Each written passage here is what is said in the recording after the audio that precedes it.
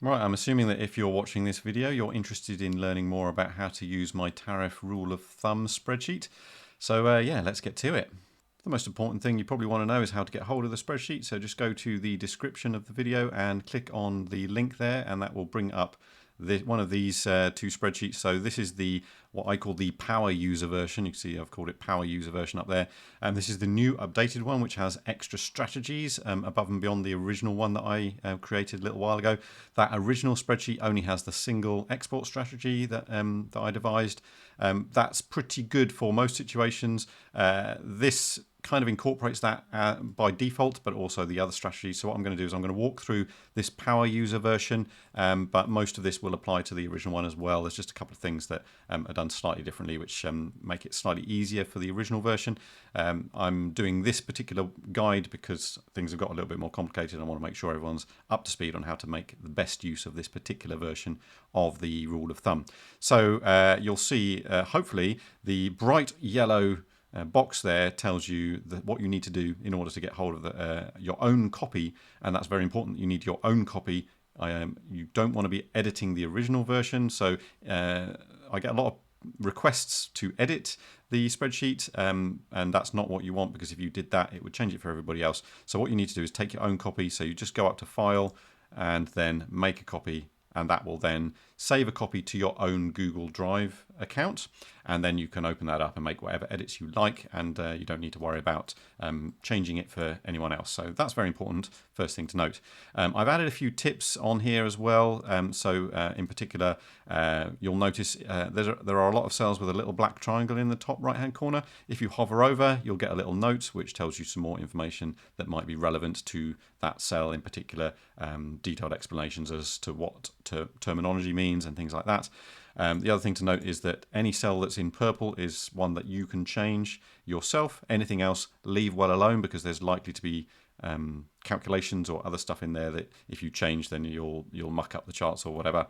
I'm just making a point here that you can scroll up and down, so use the scroll wheel, or there's a scroll bar here that you can use to scroll up and down. Really, you probably only need the main tab, so that's this one here, that first one. You can pretty much ignore the rest if all you're interested in is the basic charts. If you want to change some of the other settings, I'll show you how to do those in a second, but for most people you probably only need to use this main tab. This, as I've mentioned, is the power user version. If you want the original, I've just put a link there. You can just click on that and that will open up the original version there that you can download instead.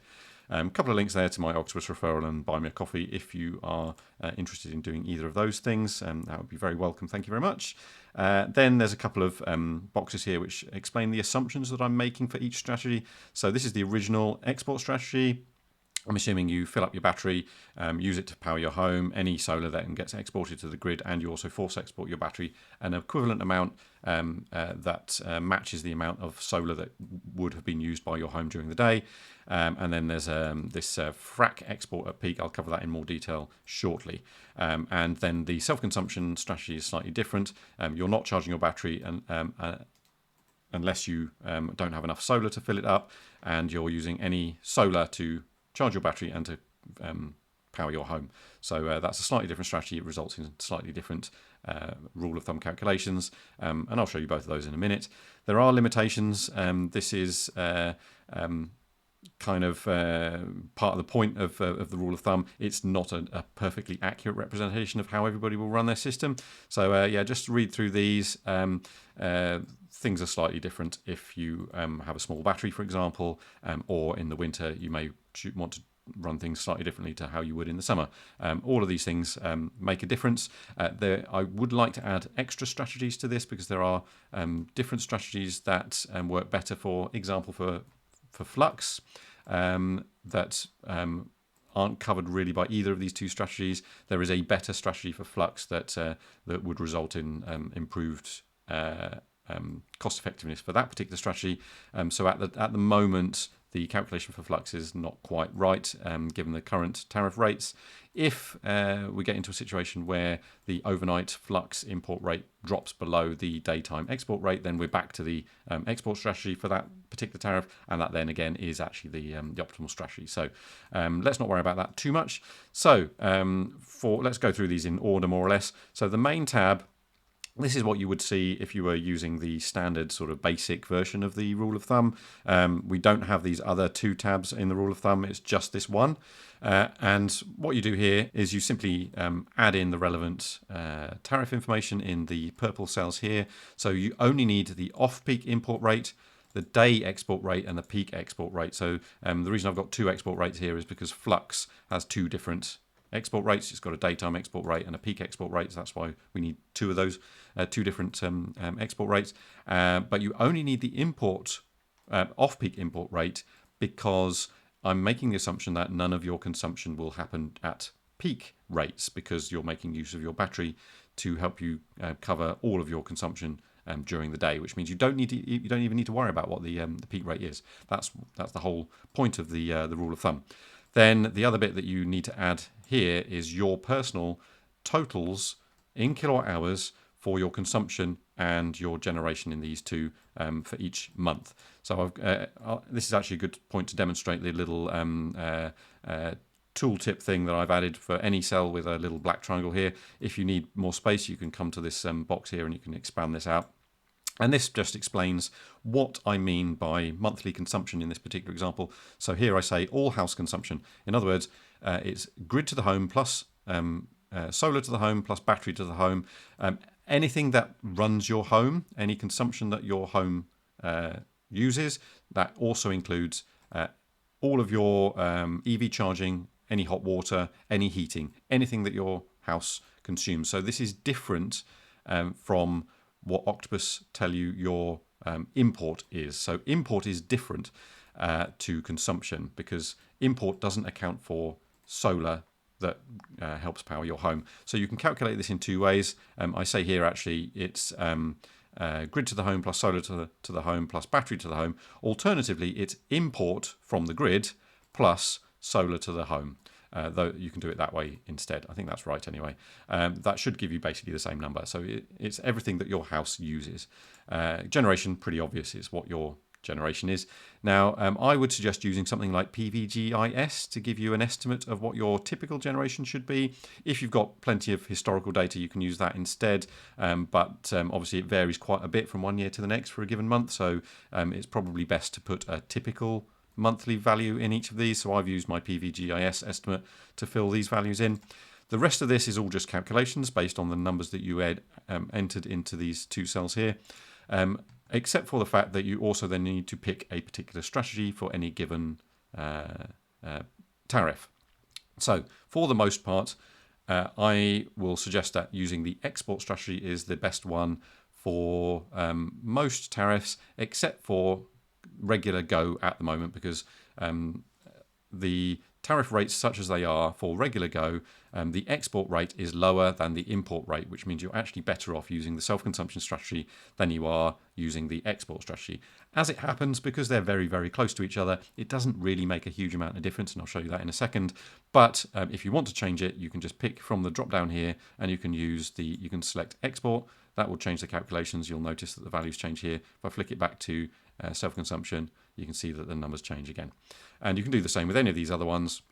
Not really a lot of point doing that for these other tariffs, except for in the winter you might want to say, okay, I would be self-consuming even if I was on Intelligent Go, and that changes that there. You then obviously get the estimates based on, well, let's put this back to export. You then get the estimate of what the best tariff is for you on any given month throughout the year based on the numbers that you entered into the monthly consumption and monthly generation columns in these purple cells. It will tell you what the rule of thumb thinks is the best tariff for you on any given month. And there's a little chart here. This is the only time where you have to scroll sideways actually, and it just shows you the monthly consumption generation that you entered to just help you visualize that. And then if you scroll a little bit further down, this is the chart I typically show because it's a little bit more general purpose rather than the specific monthly values. This one will give you the charts that show the outcome for any particular ratio between generation and consumption. So you'll see me reference this chart quite a bit. It's just a case of reading up from the bottom for a particular ratio and finding the best tariff is the one that's lowest on that on this particular chart at any given point. Over here are the monthly charts that show the same thing. It's basically all of this stuff up here. If you find these charts a little bit too busy and hard to read, I've provided a set of sort of simplified versions with only a couple of tariffs, 2 or 3 tariffs, so stripping out all of the ones, all of the other ones. So here I'm just comparing Intelligent Go and Intelligent Flux, and you can see where that transition happens right in the summer. Here we've got Flux and Intelligent Flux, for example, and that might be useful to you. And then we've got Go, Flux, and Cozy. I'm not quite sure why I picked those 3, but there you go. And then Go and Intelligent Flux, again, no idea why I picked those particular 2 there. And then the 4 kind of solar tariffs, for want of a better expression, shall I say, basically just excludes Cozy. Again, not really sure why I did that, but what you can do if you prefer is make your own version of these, or take a duplicate of this and just delete the ones you don't want, and away you go. If you want a bigger version, you can just click on where it says export big chart or self-consumption big chart, and those will give you just a single chart showing all 5 tariffs using the 2 different strategies that I show in this particular spreadsheet.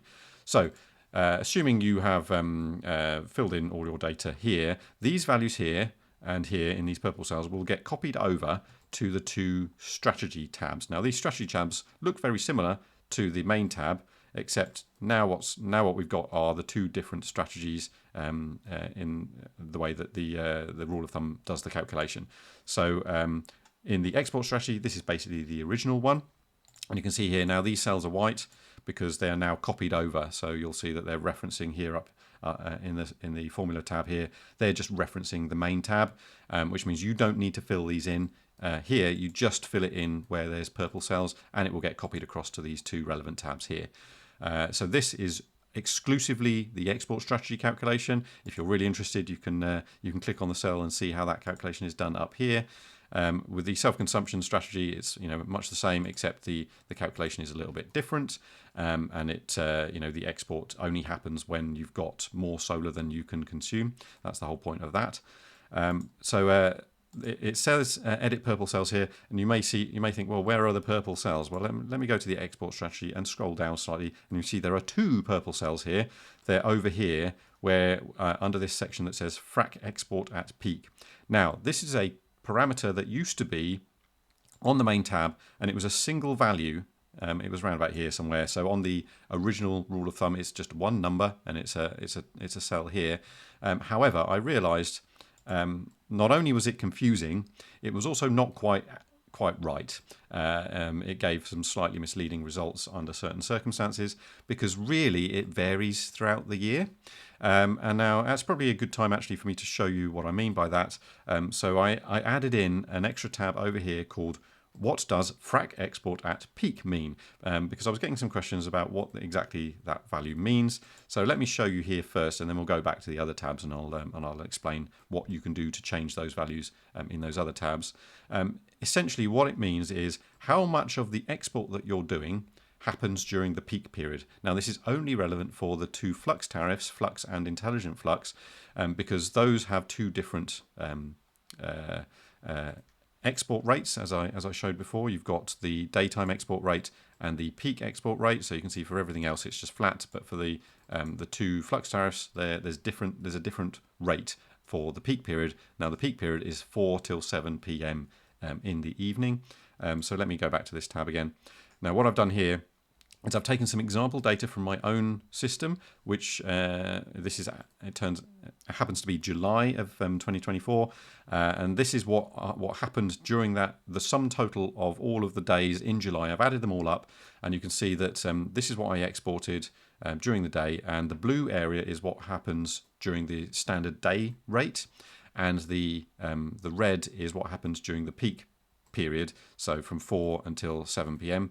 And you can see that during this particular month I was on the Intelligent Flux tariff, and the battery was being force exported pretty much for the whole 3 hours from 4 until 7, and that means that you get a big chunk of extra export over and above what the generation was doing at the time. So the way this was being run at the time, Octopus were charging my battery overnight, and then a lot of that was then being exported, force exported during the 4 till 7 p.m. period, which means that we've got more export than the total amount of solar generation that we had, because some of it was being it was effectively imported overnight and then exported during this peak period.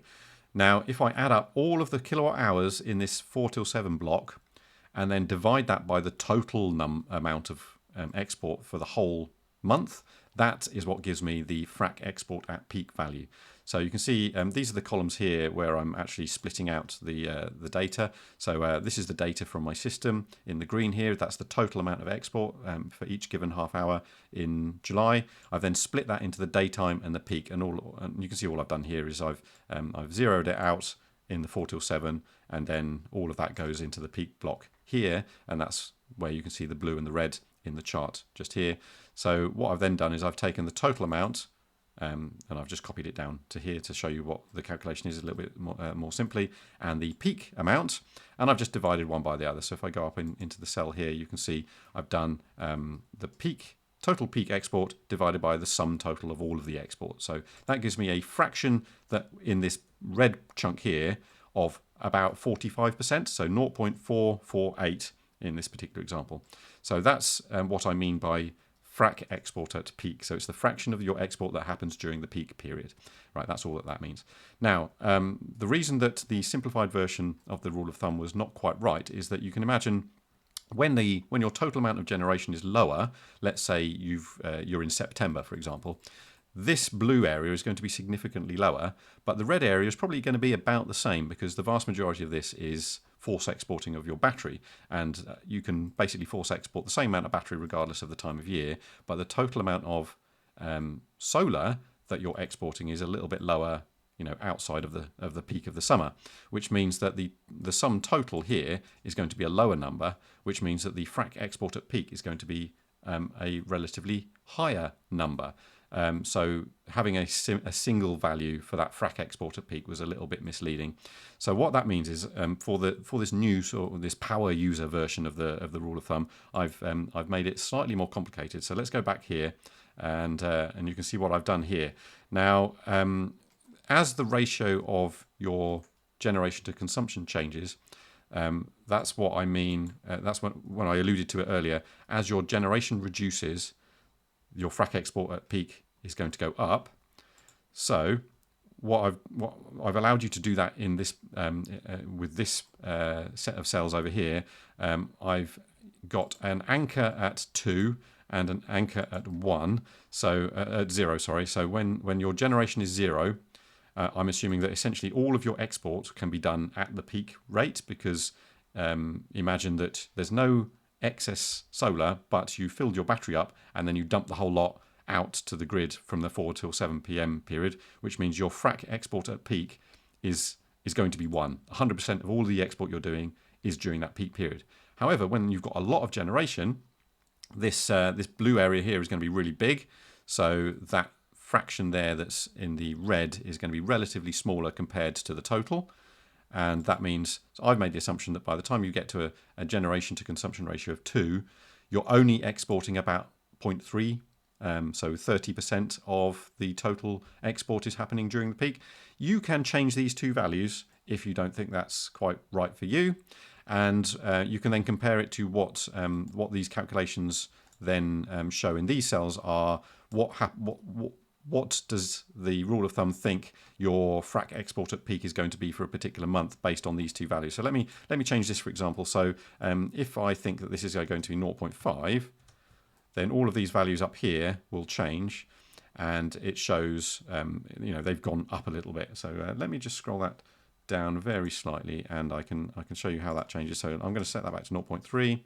So you can see in the height of summer, the value is dropping down to 0.3, whereas for me, I reckon I can get away with about 45% in July. So for me, it looks like an appropriate value would be about 0.4 just here, and that gives me about the right value for the Frac export at peak for July, and then it increases up in September, as I described before, to 0.63. So because there's less total solar generation, solar export, more of the total export is happening during the peak period. So that Frac value Frac export at peak value creeps up a little bit. So I think 0.4 is about right. You can change that to be whatever you think is appropriate. So that's why those cells are purple. You can change those however you see fit. Now, things are slightly different for the self-consumption strategy because when you're self-consuming, you're not exporting anything, which means it sort of doesn't matter for what your Frac export at peak value is for anything less than a generation to consumption ratio of 1, because you're not exporting. So it's kind of irrelevant. So I've squished the whole thing up so that the anchor point is now where the ratio of generation to consumption is at 1, which means that when you start exporting, I'm assuming that all of it is happening during the peak period. And then once you get up to a value of a ratio of generation to consumption of 2, you're only exporting about 50% of your generation during that peak period. Again, you can change those two values. It will change the values in these cells once more, and that's how you can control that particular thing a little bit more accurately for your purposes. Now, this again is only relevant for flux and intelligent flux. These make no difference whatsoever for Go or Cozy or intelligent Go, because those have a flat export rate throughout the day. So if you're not interested in flux or intelligent flux, you can ignore all that stuff. Don't worry about it. So yeah, that's it basically. There's a few more things I should mention. If we go to this comparison chart here, so this tab where it says comparison charts, that just shows the difference for each of the 5 tariffs between the two strategies. So we've got the export strategy and the self-consumption strategy. So this is what it looks like for regular Go. You can see it's extremely close, as I mentioned, because the difference between the import rate overnight at 8.5 pence and the export rate at 8 pence means that it doesn't really matter what strategy you use, you get a very similar result.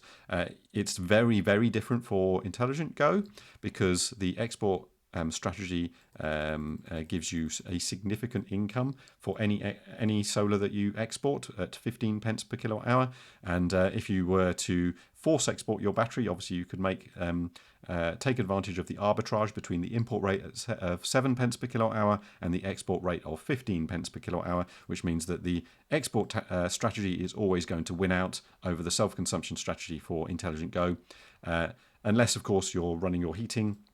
In which case, well, you're down here anyway, it kind of doesn't matter, in which case you probably just want to self-consume anyway and use your battery to support your heating, as I mentioned in the other video that I've published today.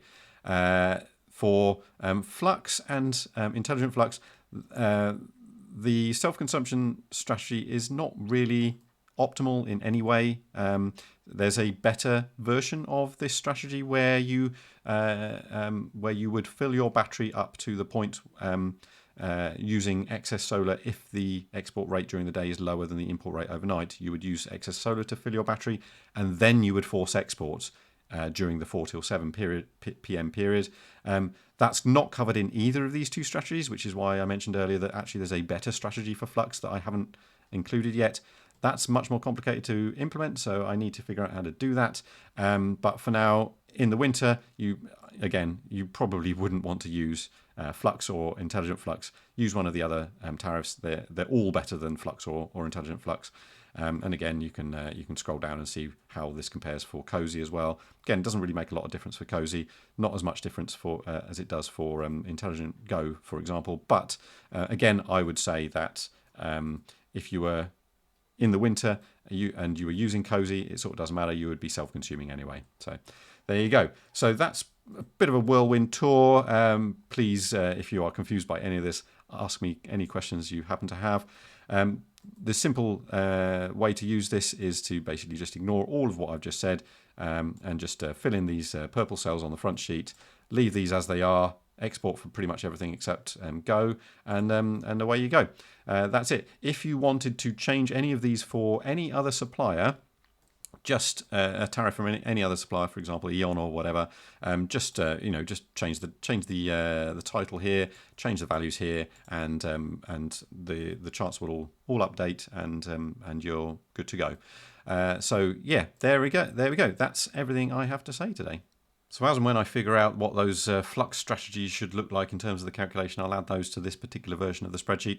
If you're not bothered by any of that stuff and you just want the simple version, just take a look at the original rule of thumb spreadsheets. I'll link that in the description along with this particular power user version. But that's it for now. Thanks very much for watching. I'll catch you in the next one. Bye for now.